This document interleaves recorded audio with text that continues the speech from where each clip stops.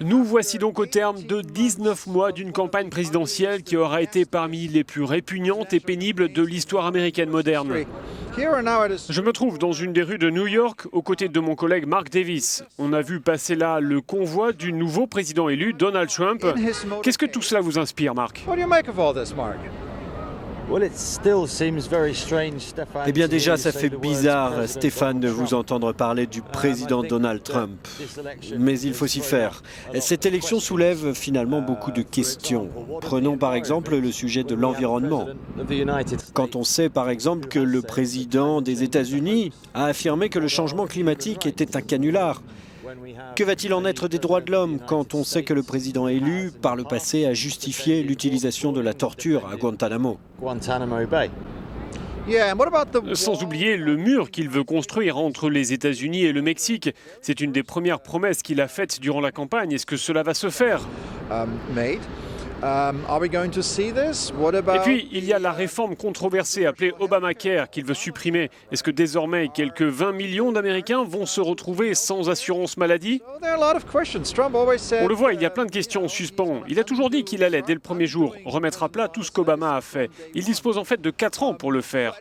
En fait, ce qui m'a surpris, c'est qu'il y a eu un tel engouement en faveur de Trump.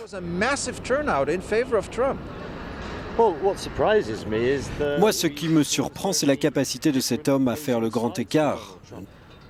Il a quand même été capable de dire au sujet d'Hillary Clinton qu'il fallait l'enfermer. Et pourtant, dans son discours dans la soirée, il lui a rendu hommage, ajoutant même que les Américains devaient avoir pour elle de la reconnaissance. Alors je me demande si Trump, le président, sera un autre homme que Trump, le candidat.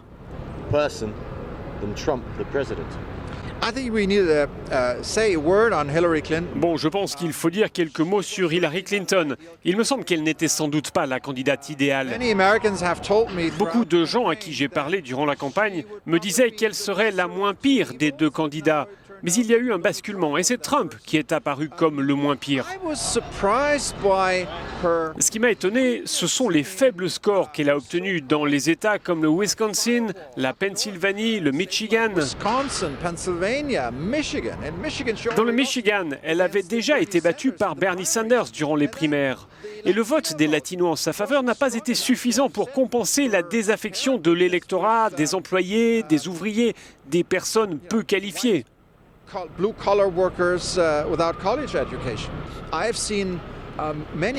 J'ai vu de nombreuses femmes en pleurs, car c'était là une occasion rare de voir une femme devenir présidente, et cela risque de ne pas se représenter de sitôt. Cela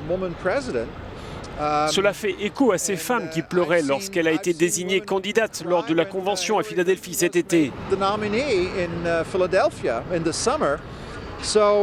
Mais on a comme l'impression qu'il y a toujours un plafond de verre et ce n'est pas aujourd'hui qu'il aura été fissuré. L'Amérique devra encore attendre avant d'être dirigée par une femme.